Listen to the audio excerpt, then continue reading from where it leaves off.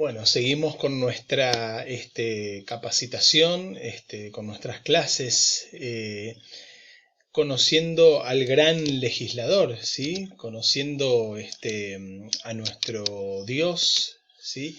Y en este caso el capítulo número 4, cuando la obediencia no resulta bien. ¿Qué pasa cuando obedecemos, pero parece que las cosas van en contra, ¿sí? Hay momentos en la vida entonces que aún siguiendo los planes de Dios y obedeciendo a Dios, las cosas no salen bien como nosotros quisiéramos, ¿sí? O como hubiéramos esperado. Entonces la pregunta que surge en ese momento es, ¿será que hice algo mal? ¿Será que falló Dios en su promesa o en sus promesas de bendecirnos? ¿Será que Dios está fallando? Ahora bien, reescribir la historia. ¿De qué se trata esto? Se cuenta que un maestro de escuela primaria reescribió la fábula de los tres cerditos, ¿sí? La verdadera historia de los tres cerditos la tituló.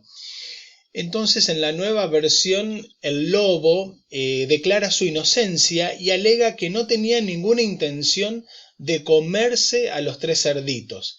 En realidad, él era víctima de los tres cerditos. Alegaba que los dos cerditos derribaron su casa y se fueron a vivir a la casa de material de su hermano, ¿sí? Entonces con esto, Satanás intenta por todos los medios de reescribir la verdadera historia o la historia de la salvación, ¿sí? Haciendo aparecer a Dios como el culpable de todos los males o el culpable a veces de nuestros problemas, de nuestro sufrimiento, de nuestra angustia, de nuestras desgracias también. Eh, por eso decimos que no es un personaje Satanás folclórico de un cuento infantil, ¿sí? De una caricatura.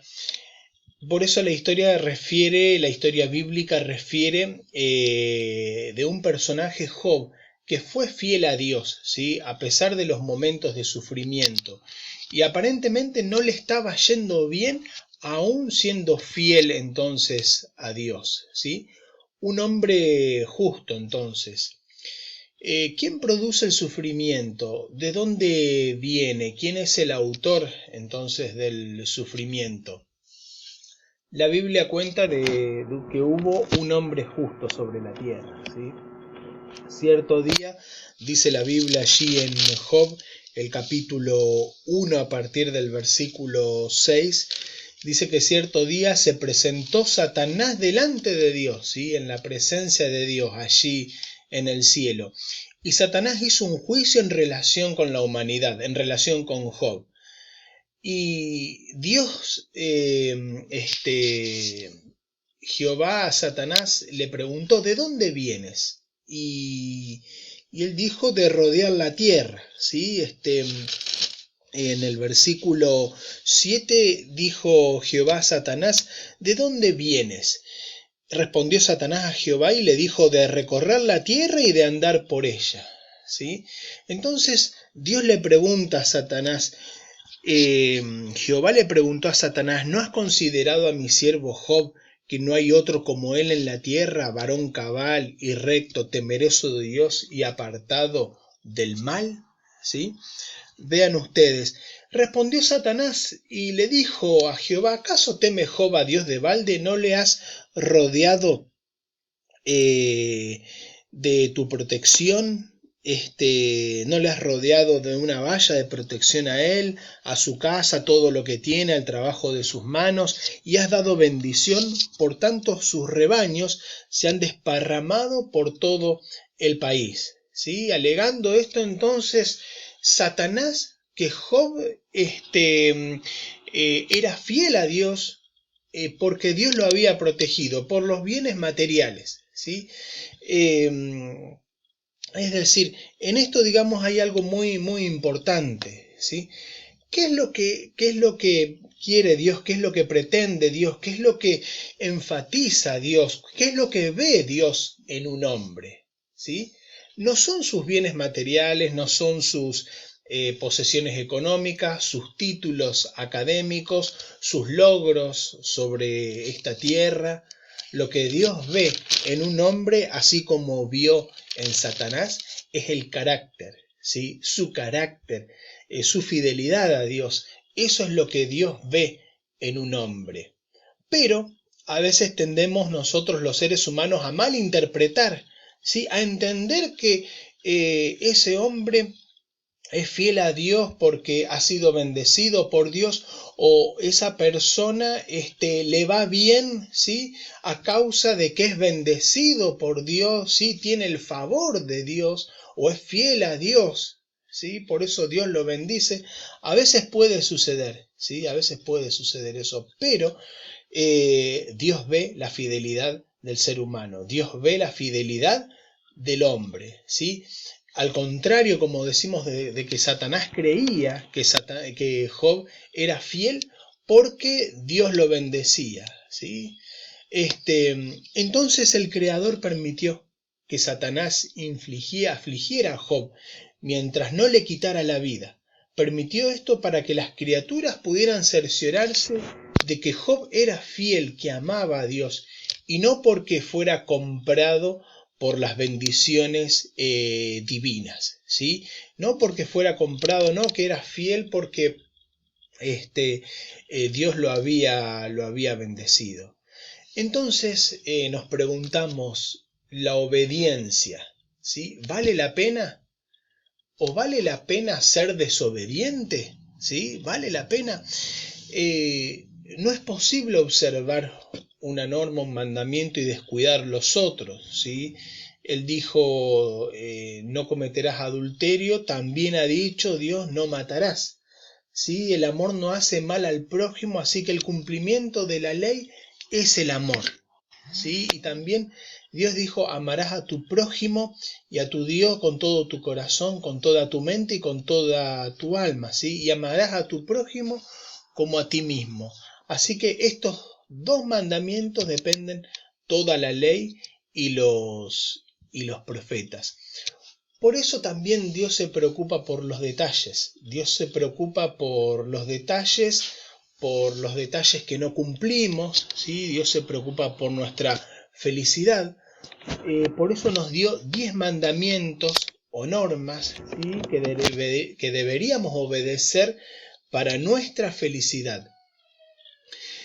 Pero Dios se preocupa por los detalles, pero tampoco Dios permanece como un vigilante o vigilando como un policía a ver si cumplimos la ley o si cometemos algún error, ¿sí? Pero deberíamos obedecer su palabra y en los detalles que ordenó, en el cuidado también de nuestro cuerpo, de nuestra vida, todo Dios lo ha planificado para nuestro bien, para nuestro beneficio, para nuestra felicidad.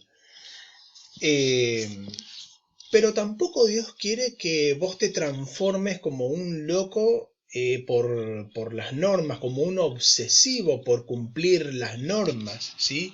Y que te vuelvas un paranoico y que pongas lo más importante en las normas.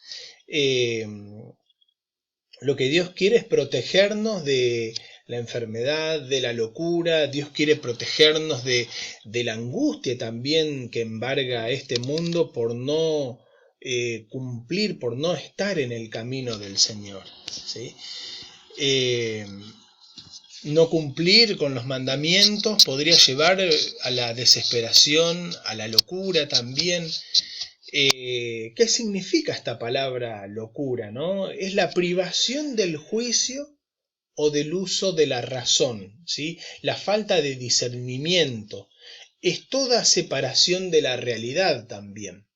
Es decir, que Dios nos dio su palabra, ¿sí? Su palabra, los 10 mandamientos para que nosotros podamos cumplir, para que no perdamos la razón, ¿sí? Para que no perdamos la razón, para que estemos en nuestro juicio cabal también, decidiendo por lo bueno, ¿sí? Hay locos que son fronterizos, ¿sí? Además de demencia patológica, existe otro tipo de locura señalado en la Biblia, que es el caso de aquellos que están como si fuera en camisa de fuerza. Se trata de una insanía colectiva, ¿sí? Que ha llevado a muchos seres humanos a ser locos fronterizos. Son personas que no tienen motivos médicos para internarlas, como por ejemplo el caso de Adolf Hitler, quien asesinó a millones de judíos en los campos de exterminio nazi, o Harry Truman, que también ordenó el lanzamiento de la bomba atómica en Hiroshima y Nagasaki, ¿sí? Eh, Hoy también existen muchos en la sociedad que se volverían un peligro mundial si tuvieran un determinado poder irrestricto en sus manos, ¿sí? E insisten en vivir en su propia realidad, ignoran el mundo a su alrededor y viven una realidad también en particular, ¿sí? Eh, Entonces, para curar esta locura fronteriza, para ponerle un límite, ¿sí?, al ser humano, entran en escena los 10 mandamientos, ¿sí? Como por ejemplo, no matarás. ¿Sí? No matarás, no codiciarás la casa de tu prójimo, la mujer de tu prójimo, los bienes, ¿sí? No adulterarás, honra a tu padre y a tu madre, bueno, guardar el día sábado también, que nuestro Dios realmente sea Dios, ¿sí? Todos esos son mandamientos para protegernos, ¿sí? Protegernos de la locura, ¿sí? Pero nosotros podemos adoptar un método, ¿sí? Un método de fuga, de escape, ¿sí? Que en esta sociedad existe también. ¿En qué consiste este método de fuga? Consiste en no tomar responsabilidades, ¿sí? No tomar ningún tipo de responsabilidad, no asumir el problema, evadir la responsabilidad o una determinada situación. Alguien que no estudia para un examen y decide copiarse, ¿sí? Si decides no copiarte o no hacer trampa, esta actitud sirve como un incentivo para que estudies y asumas la responsabilidad en la tarea. Así que el método de fuga, por ejemplo, como decíamos, consiste en no tomar ningún tipo de responsabilidad, ¿sí? No hacerse cargo. El método de fuga también puede ser como decimos, una simple copia de un examen. En el futuro puede ser usar de drogas, alcohol también. Eh, Podemos vivir en una realidad, en una fantasía que nos impide ser coherentes, nos impide ser realistas, ¿sí? Aunque en el momento vos estés pasando por problemas y por dificultades que son dolorosas, que nos angustien, a veces nos escapamos de esa realidad, ¿sí? Nos escapamos de esa realidad, del método de fuga, y no asumimos responsabilidades. Por eso está la promesa de Dios, la gran promesa de Dios dice, porque yo soy Jehová tu Dios que te sostiene de tu mano derecha y te dice, no temas, yo te ayudo, ¿sí? Esa es la promesa de Dios para cada uno de nosotros, ¿sí? Dios está permanentemente en nuestro cuidado, en nuestra protección, nos está sosteniendo con sus manos y por eso nos dice, no temas que yo te voy a ayudar. No utilices ese método de fuga también. Si miramos, por ejemplo, el átomo, ¿sí? Por ejemplo, si seguimos mirando el microscopio, con un microscopio, el átomo, vemos que Dios está en el cuidado de cada partícula, ¿sí? Dios está al cuidado de cada uno de nosotros también, ¿sí? No debemos interferir en el orden natural de las cosas porque eso trae también ciertas consecuencias también. Por eso Dios ha dejado, ¿sí? Dios ha dejado un manual del fabricante, ¿sí? Y la Biblia es el manual que Dios ha dejado para cada uno de nosotros. Así como un ingeniero que hace un vehículo, un auto, y realiza un manual del fabricante, Dios también ha dejado un manual del fabricante para cada uno de nosotros, ¿sí? Y Dios también se preocupa por los pequeños detalles de nuestra vida.